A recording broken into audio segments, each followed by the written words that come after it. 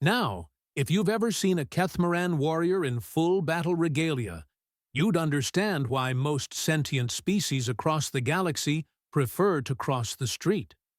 Or better yet, the entire star system.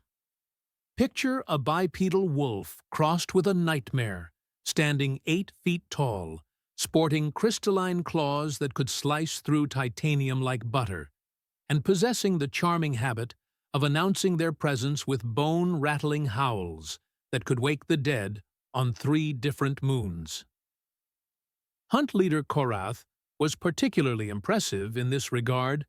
His midnight black fur bore the ritual scars of countless victories. His amber eyes held the cold calculation of an apex predator, and his crystalline claws gleamed with a polish that suggested he took excellent care of his killing tools.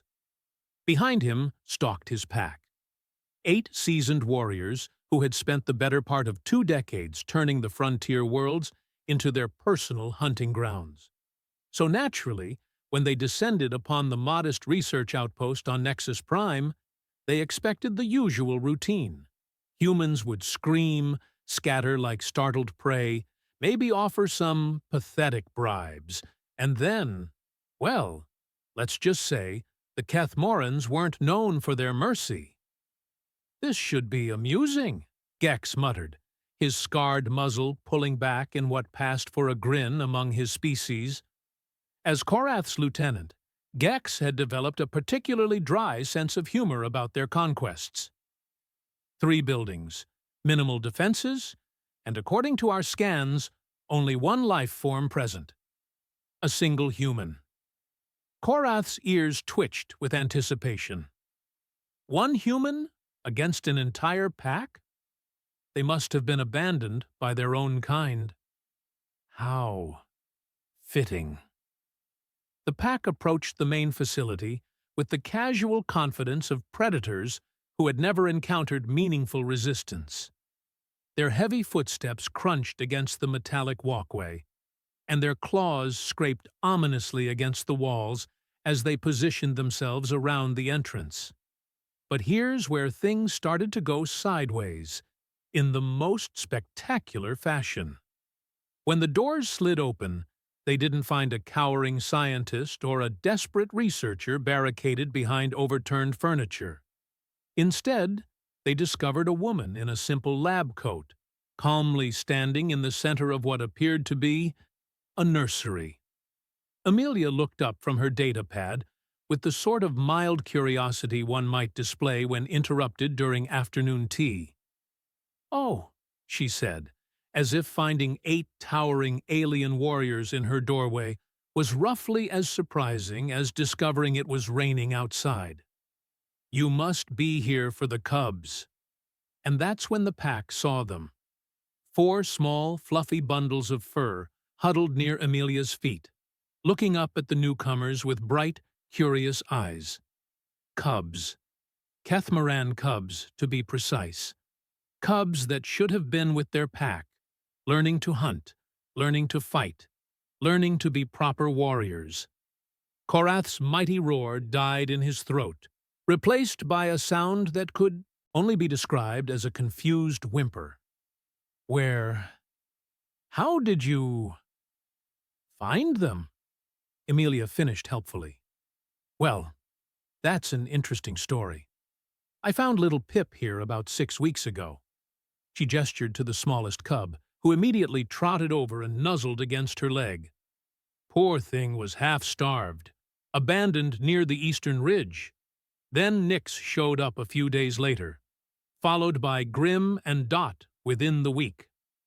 The pack stared in stunned silence as their supposedly fierce offspring displayed behavior that could only be described as affectionate toward a human.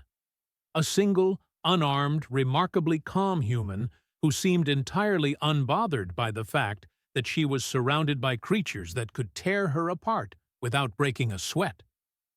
"Impossible," Bren snarled, her maternal instincts warring with her warrior training. "Cubs don't simply abandon their packs, and they certainly don't—" She struggled with the words, bond with prey species.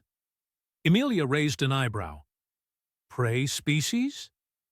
That's a rather bold assumption, don't you think?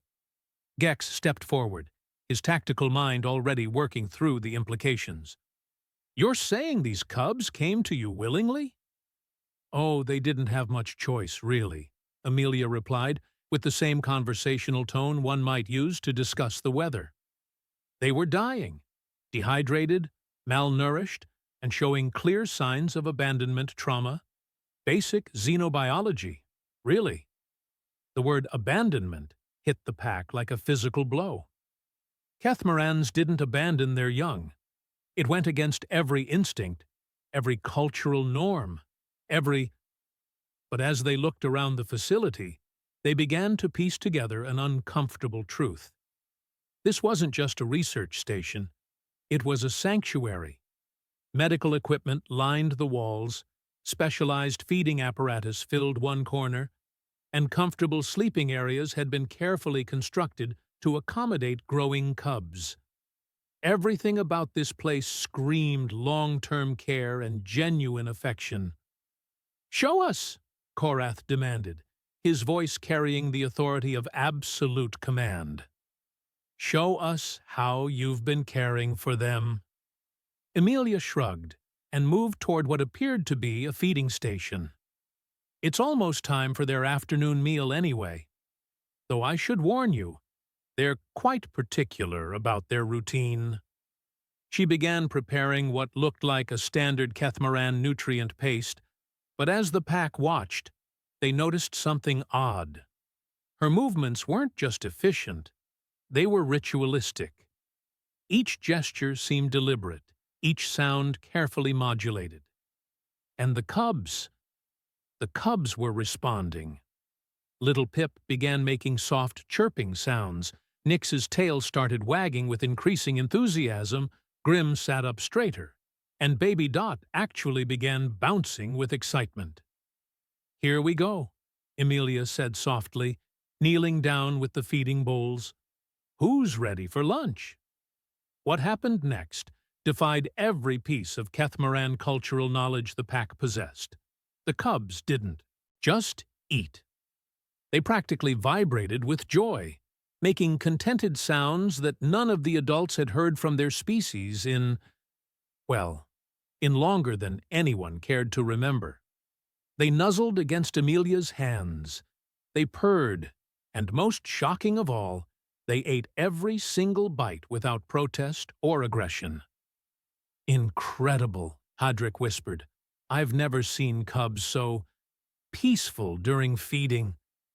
But Korath's parental instincts were kicking into high gear, and he wasn't about to be upstaged by some soft-skinned alien. "Stand aside," he growled, moving toward the cubs with a fresh bowl of nutrient paste. "I'll show them how real Cathamarans feed."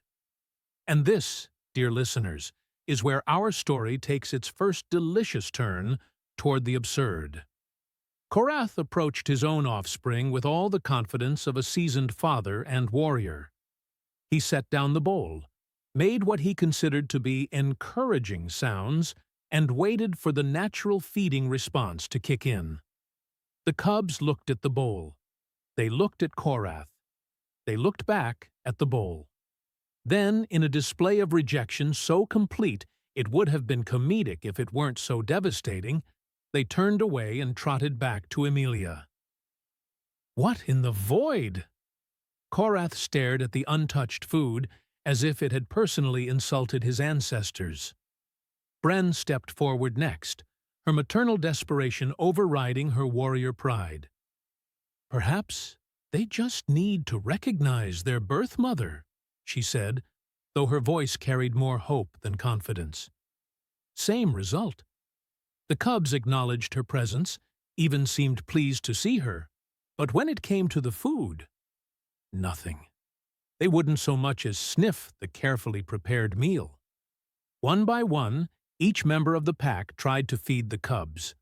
Gex attempted tactical feeding maneuvers. Thex tried ancient lullabies she half-remembered from her own youth. Hadrick even resorted to demonstrating the eating process himself. as if the cubs had somehow forgotten how consumption worked. But the cubs remained stubbornly, impossibly loyal to their human caregiver. "This is ridiculous," Gex finally announced, his analytical mind refusing to accept what his eyes were showing him. There must be some trick, some form of chemical manipulation or pheromone control. Emilia, who had been watching this display with the patient amusement of someone observing particularly slow children work through a puzzle, finally spoke up. "You're welcome to scan me for any unusual chemicals or pheromones. I assure you, I'm completely unmodified and carrying no exotic compounds." "Then explain this," Korath roared, gesturing wildly at the cubs who were now playfully wrestling near Emilia's feet. "Explain why our own young reject us in favor of you."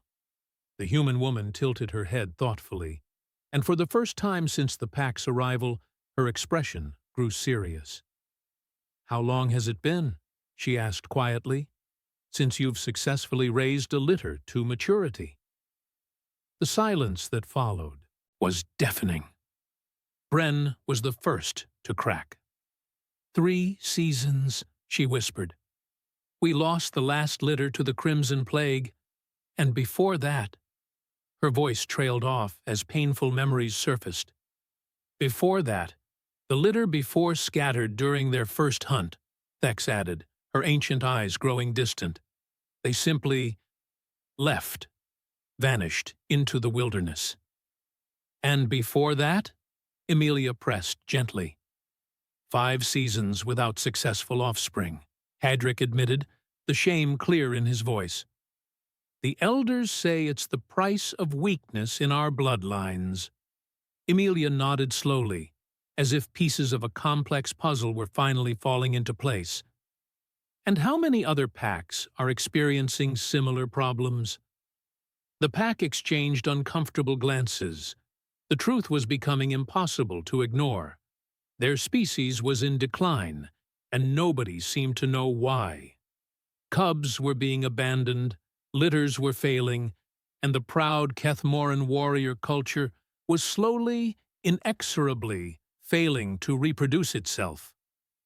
"All of them," Korath finally admitted, the words tasting like ash in his mouth. "Every pack in the sector is struggling with the same issues." "Fascinating," Emilia murmured, making notes on her data pad. "And yet, these 4 are thriving, growing stronger every day, showing excellent cognitive development, and displaying none of the abandonment behaviors you've described." She looked up from her notes, and for the first time, the pack caught a glimpse of the brilliant scientific mind behind the deceptively calm exterior. "Tell me, when was the last time any of you felt genuine joy while caring for young?" The question hung in the air like a challenge, and not one of the mighty warriors could answer it, because the truth was becoming increasingly, uncomfortably clear. Somewhere along their path to becoming the galaxy's most feared predators, the Kethmarans had forgotten how to be parents. Now, if you think 8 confused alien warriors staring at their offspring in bewildered silence is awkward, you clearly haven't witnessed the spectacular display of wounded pride that followed. Korath, being the pack leader and therefore constitutionally incapable of admitting he might not know everything about everything, decided that the solution was obviously more authority. "This ends now," he declared, with the sort of commanding presence that had cowed entire planetary defense forces. "You will tell us exactly what you've done to our cubs, and you will undo it immediately." Emilia looked up from where she was gently stroking Nyx's fur, the small cub purring contentedly in her lap. "I'm afraid it doesn't work that way," she replied with the patient tone of someone explaining basic physics to a particularly stubborn rock. "But I'd be happy to show you my research data. You might find it illuminating." "Research data?" Gex's tactical instincts immediately went on high alert. What kind of research? Oh, the usual xenobiological studies, Amelia said airily, activating a holographic display that filled the room with detailed anatomical charts, behavioral patterns, and what appeared to be months of meticulous observation logs. Physiological responses, social hierarchies, mating rituals, child-rearing practices, the complete cultural and biological profile of Catamaran pack dynamics. The pack stared at the data with growing horror. There, displayed in three-dimensional glory, were the intimate details of their species laid bare. Hunting patterns, territorial disputes, even recordings of private pack conversations that should have been impossible for any outsider to obtain. "You've been watching us," Bren whispered, her voice carrying a mixture of violation and grudging admiration. "For how long?" 8 months, 2 weeks, and 3 days, Amelia replied, with the precision of someone who kept very detailed records. Though, to be fair, you weren't exactly subtle about your activities. Your pack leaves quite distinctive thermal signatures, and your howling patterns are audible from considerable distances. Hadrick stepped closer to the display, his curiosity overriding his indignation. "These feeding behavior analyses? When did you record these?" "Various times," Amelia said, manipulating the display to show specific footage. "Though I should mention, most of these recordings are from other packs. Yours actually proved quite difficult to study in terms of cub rearing, since you haven't had any successful litters in recent memory." Ouch. If that wasn't a verbal claw to the pride, nothing was. "But these other packs," Thex said slowly, her ancient mind processing the implications, "they're all showing similar patterns. Failed feedings, abandoned cubs, behavioral disorders." "Exactly." Amelia's eyes lit up with the enthusiasm of a researcher who'd found someone actually paying attention to her work. "The data suggests a species-wide breakdown in nurturing behaviors. It's quite remarkable, really. And tragic, of course," she added quickly, noting the pack's increasingly grim expressions. Korath's massive frame was practically vibrating with controlled rage. "You speak of our people's struggles as if they were some fascinating academic exercise." "Well," Amelia said thoughtfully, "they are. But that doesn't mean I don't care about the outcome. In fact, caring about the outcome is precisely why I've been able to help your cubs when their own parents couldn't." And there it was. The verbal slap that sent the entire pack into stunned silence. "Impossible," Gex muttered, but his voice lacked conviction. "There must be some form of technological intervention.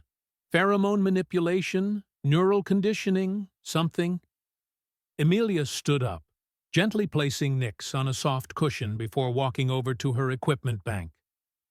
"Feel free to scan everything. I insist, actually. Use whatever sensors you have. Check for chemical compounds, electromagnetic fields, subliminal audio frequencies, or any other exotic influences." The pack didn't need to be asked twice. Within minutes, they had deployed every scanning device in their considerable arsenal, subjecting both Amelia and the facility to the most thorough technological examination this side of a military interrogation. The results were disappointing. "Nothing," Gex reported, his voice flat with disbelief. "No chemical agents, no technological augmentation, no exotic energy signatures. She's completely unmodified human with standard research equipment." "Then how?" Bren demanded, gesturing toward the cubs who were now engaged in what could only be described as joyful play near Amelia's feet. "How does she succeed where we fail?" Amelia returned to her position near the cubs, and the pack watched with increasing fascination as she began what appeared to be another feeding preparation ritual. but this time they were paying closer attention to the details. "Watch carefully," she said, kneeling down with fresh food bowls. "It's not just about providing nutrition." Her movements were indeed ritualistic, but not in any way the pack recognized. She spoke to each cub individually, using soft, melodic tones that seemed to resonate at specific frequencies. Her gestures were slow, deliberate, and accompanied by what appeared to be genuine affection. Most importantly, her entire demeanor radiated a sense of calm security that even the adult Kethmorans could feel. "She's singing to them," Hadric observed with wonder, "but not any song I recognize." "It's not a traditional song," Amelia explained, continuing her preparation. "I developed these vocalizations based on acoustic analysis of successful feeding sessions from historical Kethmoran recordings, pre-war recordings, specifically." "Pre-war?" Thex's ears perked up with interest. "How pre-war?" "About 8 generations ago, according to your cultural archives. Back when your species had a 96% cub survival rate instead of the current. Well, let's just say the current statistics are rather depressing." The pack exchanged glances.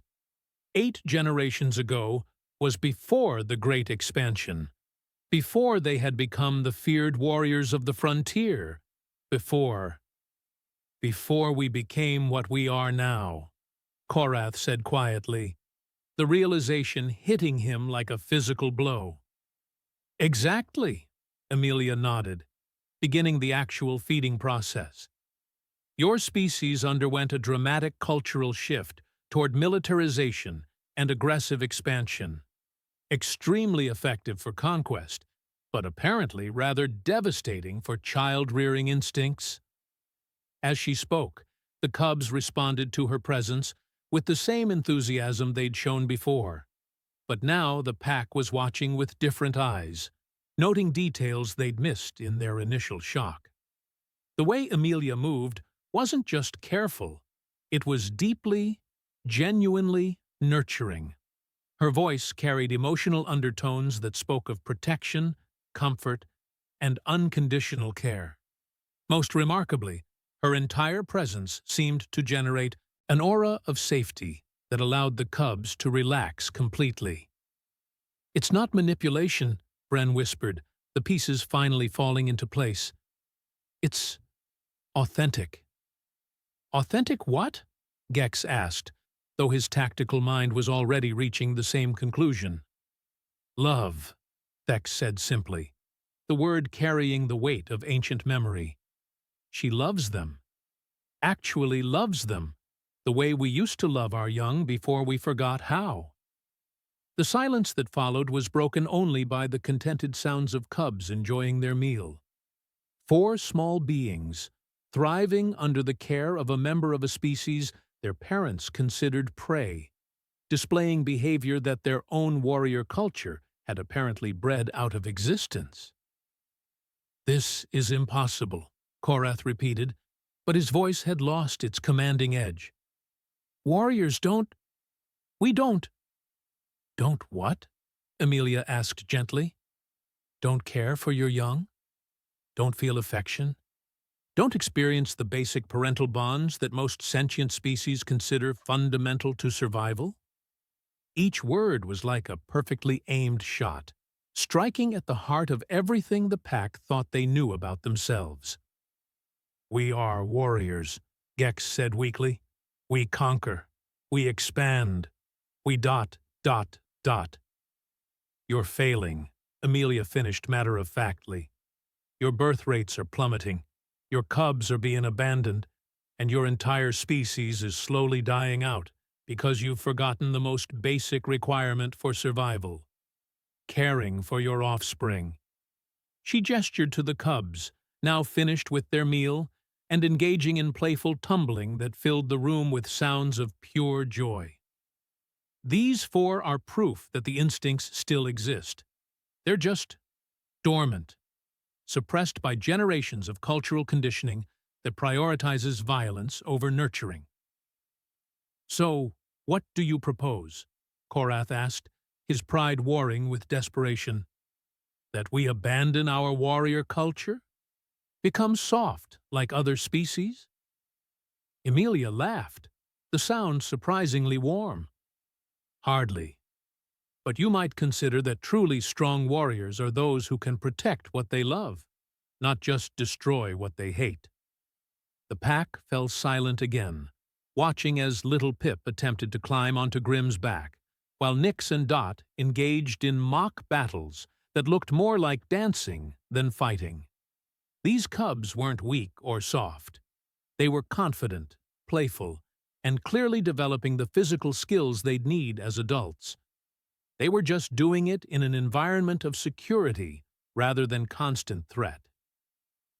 You're suggesting, Hadrick said slowly, that we've been approaching child-rearing as if it were combat training. Not suggesting, Emilia replied, stating.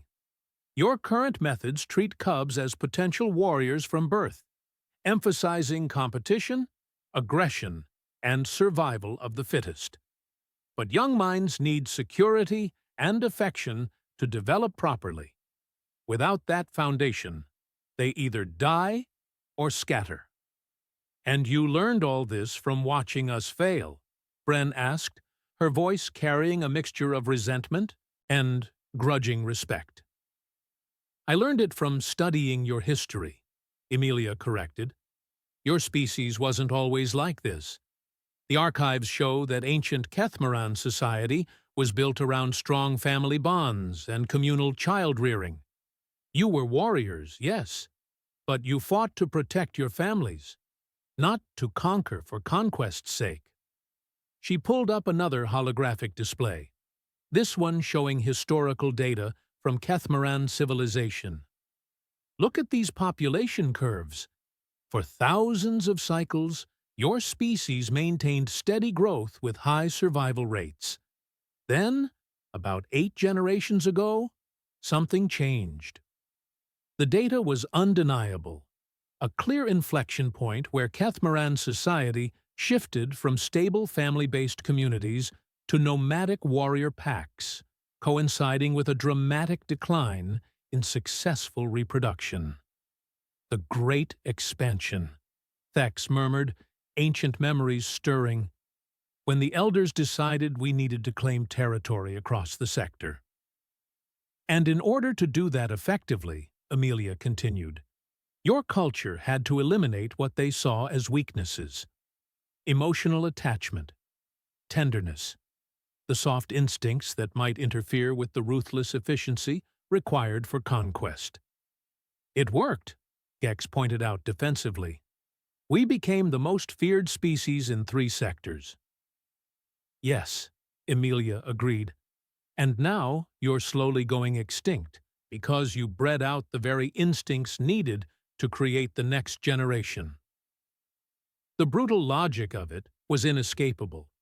In their drive to become perfect warriors, the Kethmarans had accidentally eliminated their capacity to be effective parents. So, these cubs, Korath said, gesturing toward his thriving offspring, they respond to you because you provide something we can't. Something you've forgotten how to provide, Emilia corrected gently. The capacity is still there. It's just been suppressed. Prove it, Bren challenged, her maternal instincts finally overriding her warrior pride. If what you say is true, teach us. Show us how to care for our own young. Emilia smiled, and for the first time since the pack's arrival, it reached her eyes.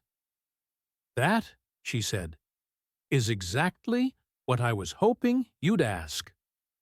Now, if you've ever tried to teach a group of battle-hardened warriors how to be gentle, you'll appreciate the sheer absurdity of what happened next. Picture 8 towering predators, each capable of single-handedly conquering a small moon, sitting cross-legged on the floor, while a human woman explained the finer points of emotional resonance. The first thing you need to understand, Emilia began, settling comfortably among the cubs who immediately gravitated toward her like furry magnets, is that feeding isn't just about nutrition. It's about trust, security, and emotional connection. Korath shifted uncomfortably, his crystalline claws scraping against the floor. Emotional connection, he repeated, as if the words tasted foreign. You mean feelings. I mean survival, Emilia corrected with the patience of someone who'd clearly had this conversation before. Cubs that feel secure, eat properly, grow stronger, and develop the confidence they need to become effective adults. Cubs that feel threatened or abandoned, well, you've seen the results. Gex leaned forward, his tactical mind trying to process this information. But our training methods have produced generations of successful warriors. Fear and competition breed strength. In adults, perhaps, Emilia agreed. But cubs aren't adults. Their brains are still developing. Their emotional centers are forming, and they need different stimuli than mature warriors. She gestured to little Pip, who was currently attempting to gnaw on her boot with all the ferocity of a particularly determined house pet. Look at him. He's not afraid of anything because he knows he's safe. That confidence will serve him well when he's old enough for actual combat training. You're saying we've been scaring our own children away? Bren asked, her voice barely above a whisper. I'm saying your current methods prioritize immediate survival over long-term development, Emilia replied diplomatically. When every interaction is a test of strength or dominance, cubs learn that the world is dangerous and unpredictable. They either flee or shut down emotionally. Thex, the eldest of the pack, slowly nodded her grizzled head. I remember, she said quietly. Before the Great Expansion, feeding time was different. There were songs, stories, gentle touches. Weakness, Korath growled automatically, then caught himself. I mean, we were taught those things were weakness. By whom? Emilia asked pointedly. The pack exchanged uncomfortable glances. The answer was obvious, but saying it out loud felt like admitting to a fundamental betrayal of everything they'd been raised to believe. By the war leaders, Hadric finally admitted. When they restructured our society for expansion, they said emotional attachments would make us vulnerable. And they were right, Emilia said, surprising everyone. Emotional attachments do make you vulnerable. They give you something to lose, something worth protecting. The question is, vulnerable to what? She stood up, moving to her research display and pulling up comparative data. Species with strong family bonds fight more fiercely when defending their homes. They're less likely to retreat, more willing to sacrifice for the group, and they produce offspring who inherit both their courage and their loyalty. The display showed battle effectiveness ratings, and the results were illuminating. Species with weak family structures, Emilia continued, tend to be excellent at conquest, but terrible at holding territory. They produce warriors who fight for abstract concepts rather than loved ones, and when those concepts fail them, they scatter. Gex finished, understanding dawning in his eyes. Like our cubs do. Exactly. Your war leaders created perfect soldiers for expansion, but they forgot that empires need to be populated by people who want to stay and build something lasting. Korath was staring at the data with the expression of someone whose entire worldview was crumbling. So we sacrificed our future for short-term military advantage. You wouldn't be the first species to make that mistake, Emilia said gently, but you might be the first to recognize it and choose to change course. Change course? Bren's voice carried a mixture of hope and desperation. You really think we can learn to to be what they need? I know you can, Amelia said with quiet confidence, because it's not really about learning new behaviors. It's about remembering old ones. She knelt down beside Bren, who was staring at the cubs with naked longing. Tell me, when you look at them, what do you feel? I dot. Bren struggled with the words. Fear. That I'll fail them again. That they'll leave like all the others. Underneath the fear, Amelia pressed gently. What else? Bren's eyes filled with something the pack had rarely seen from their fierce warrior.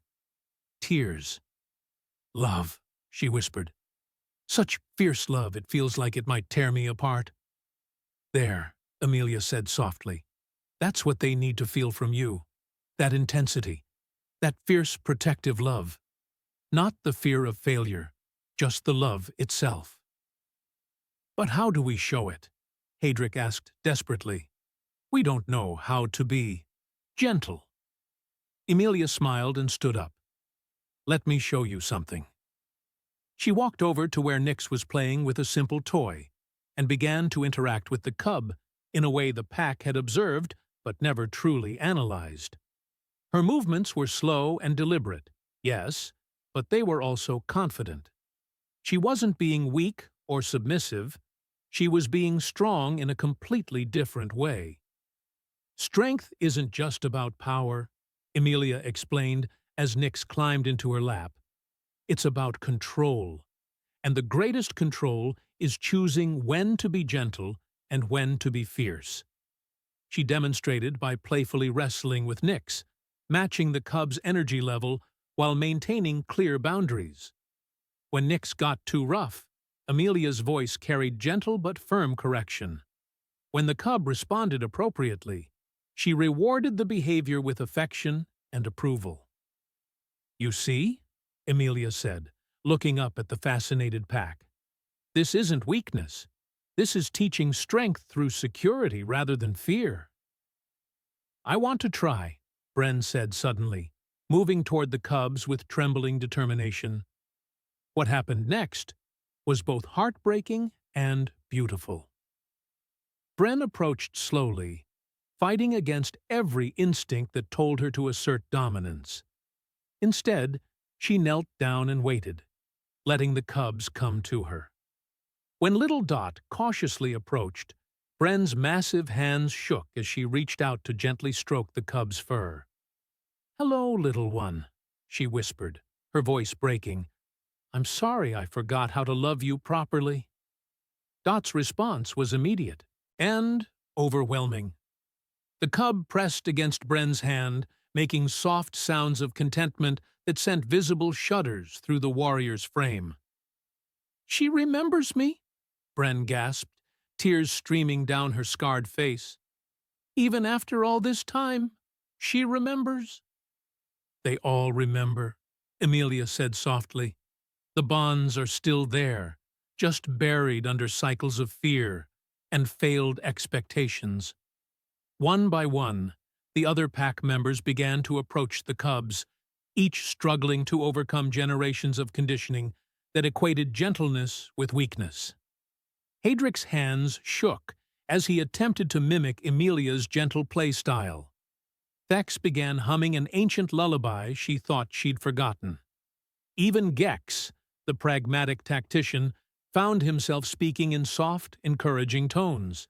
But it was Korath who provided the most dramatic transformation. The mighty pack leader, who had spent his entire adult life projecting an aura of unstoppable force, knelt down beside Grim and simply broke.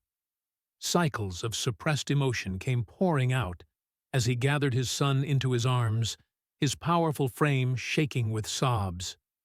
"I'm so sorry," he whispered into Grim's fur. "I forgot that being your father was more important than being a warrior. I forgot that protecting you meant more than conquering territory." Grim, who had been the most reserved of the cubs around the adult Kethmarans, suddenly melted into his father's embrace with a sound of pure joy. And that's when something extraordinary happened. The emotional barriers that had separated the pack from their cubs for so long began to crumble. And as they did, the adults began to experience something they hadn't felt in generations: the deep, primal satisfaction of successful nurturing. "I can feel it," Bren whispered in wonder. "There's something changing, like a frequency I'd forgotten how to hear." "That's the empathic resonance," Emilia explained, her voice filled with quiet triumph. "Your species naturally produces it when you're in a genuine state of protective love.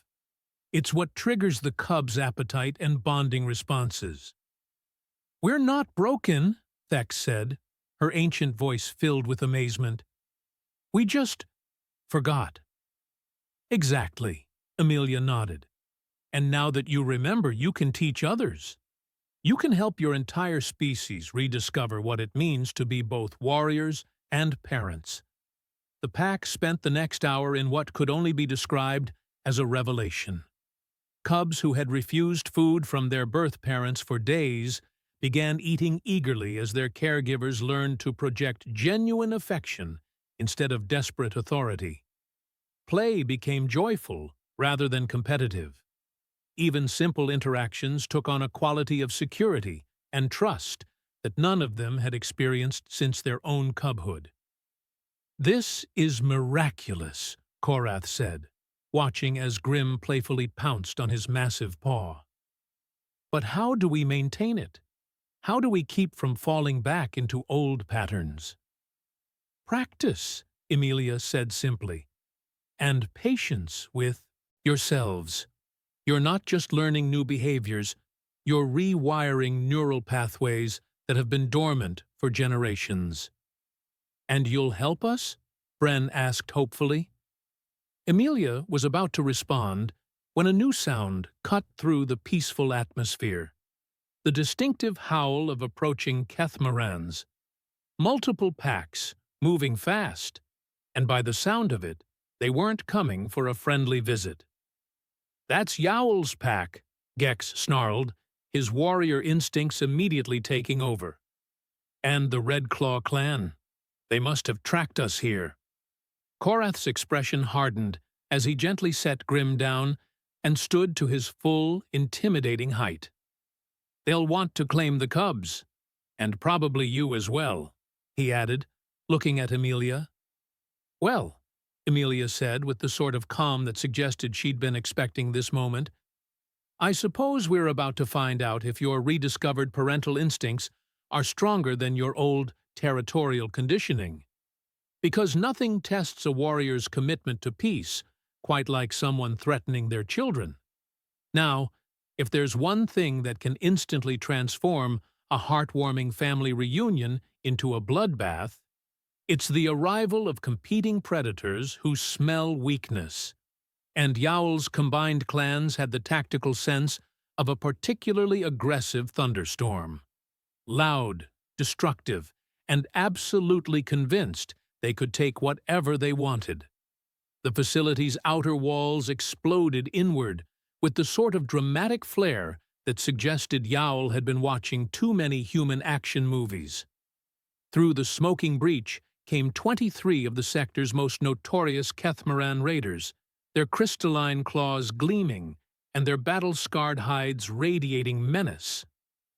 "Well, well," Yowl growled, his voice carrying the sort of predatory satisfaction that comes from finding prey exactly where you expected it.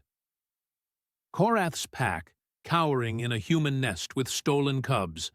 How magnificently pathetic. Korath stepped protectively in front of the cubs, but something was different about his posture. Instead of the typical pre-battle aggression, his stance radiated protective determination.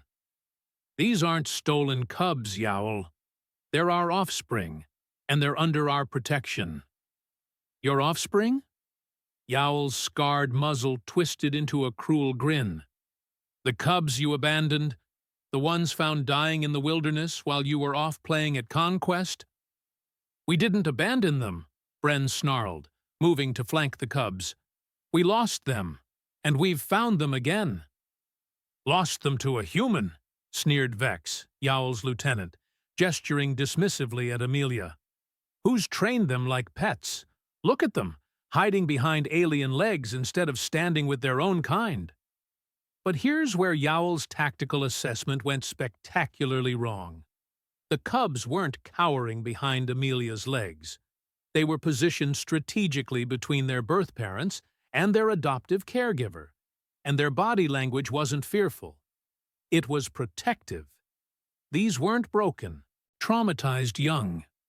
They were confident, secure cubs who had found themselves in the middle of a family worth defending. Actually, Amelia said conversationally, as if commenting on the weather rather than addressing a pack of murderous raiders, they're not hiding. They're choosing sides.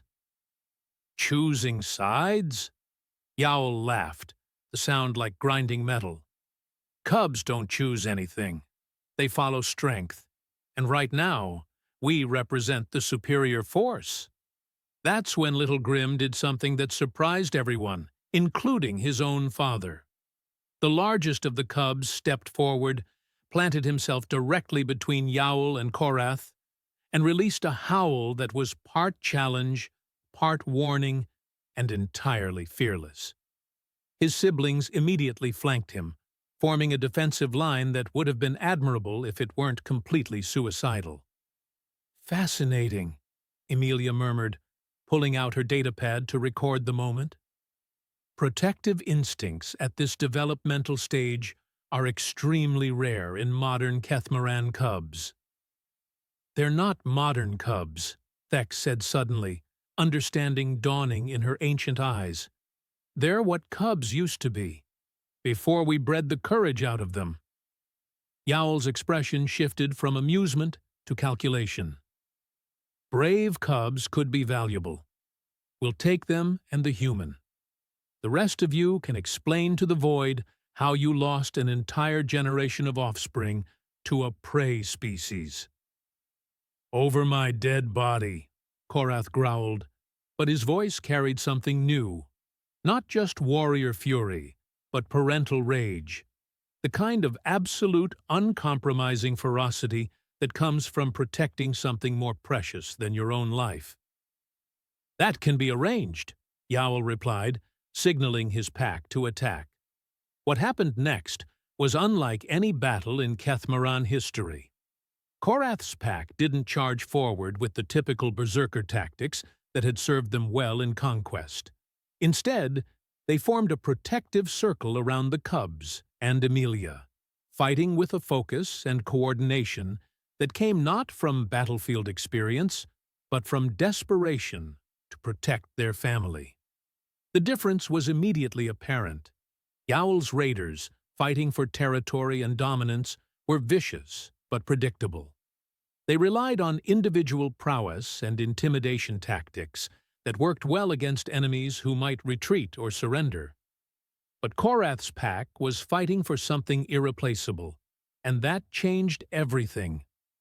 Bren fought with a maternal fury that bordered on the supernatural, her claws finding every weakness in her opponent's defenses. Haedric moved with newfound purpose, no longer seeking glory, but simply trying to keep his cubs safe. Even Gex abandoned his usual tactical detachment, pouring everything he had into protecting the small family they'd just learned to become. But it was Korath who truly embodied the transformation. The pack leader who had spent generations perfecting the art of conquest now channeled all that skill into defense, becoming an immovable barrier between his cubs and anyone who would harm them. His fighting style had evolved from predatory aggression to protective precision. Every move calculated not for maximum damage, but for maximum protection.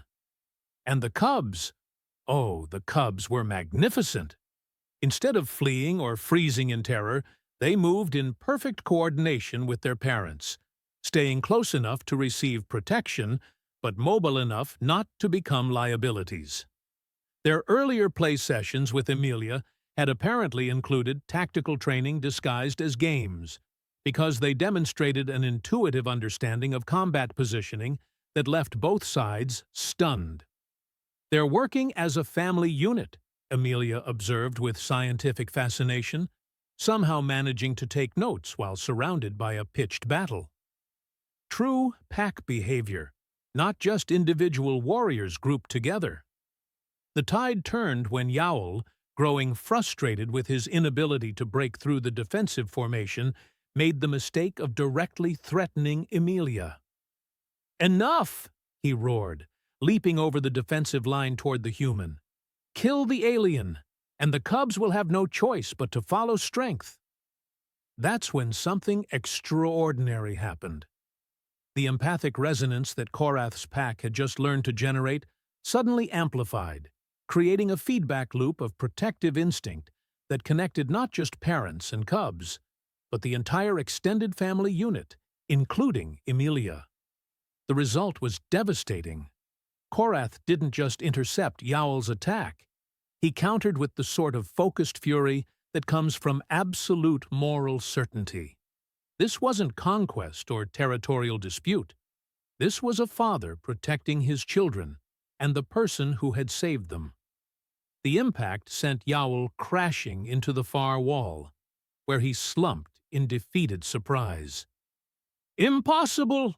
he wheezed. "You're fighting like parents," Korath finished quietly. "Like people who have something worth more than territory or dominance." The remaining raiders looked around at their fallen comrades, then at the unbroken defensive formation surrounding the cubs, and reached the obvious tactical conclusion. This wasn't a fight they could win. "This isn't over," Vex snarled as the raiders began retreating. "Yes," Amelia said calmly. "It is." She activated a communication device that filled the room with recorded howls. Not battle cries, but the feeding songs and nurturing calls that Korath's pack had been practicing. The sound carried an empathic resonance that spoke of security, family bonds, and the kind of strength that comes from love rather than fear. The retreating raiders stopped, their expressions shifting from anger to something approaching hunger. Not physical hunger, but the deep emotional starvation of beings who had forgotten what it felt like to belong to something larger than themselves. "This is what you've lost," Amelia announced, her voice carrying across the facility. "This is what your entire species has lost. The strength that comes from having something worth protecting instead of just something to conquer." Several of the raiders exchanged glances, their warrior conditioning warring with suppressed parental instincts that were suddenly awakening after generations of dormancy. "We can teach you," Korath offered, his voice carrying the authority of someone who had just rediscovered his true purpose. "All of you, how to be warriors and parents, how to fight for your families instead of just against your enemies." "And I can help," Amelia added. "Not just your pack, but any Kethmaran clan willing to learn how to rebuild the bonds that make your species strong." Yowl struggled to his feet, his expression cycling through confusion, anger, and, finally, reluctant curiosity. "You would share this knowledge, even with those who just attacked you?" "Especially with those who just attacked you," Amelia replied. "Because you attacked out of the same desperation that drove these cubs to seek care wherever they could find it. You're all starving for the same thing: connection, family, purpose beyond conquest." The silence that followed was broken by little Pip, who had apparently decided the adults were taking too long to resolve their differences. The small cub trotted over to the nearest fallen raider and began making the same soft, nurturing sounds he'd learned from Amelia. The warrior's reaction was immediate and overwhelming. Tears began streaming down his battle-scarred face as instincts he thought were lost forever suddenly stirred to life. "By the void," he whispered. "I remember." I remember what it felt like to care for young. And that's how the galaxy's most feared predator species began its transformation from wandering raiders into something unprecedented. Warrior families who fought not for territory, but for the right to raise their children in peace. Amelia's research logs would eventually become the foundation for a new model of interspecies cooperation, proving that sometimes the greatest strength comes not from conquest, but from the courage to admit you've forgotten how to love.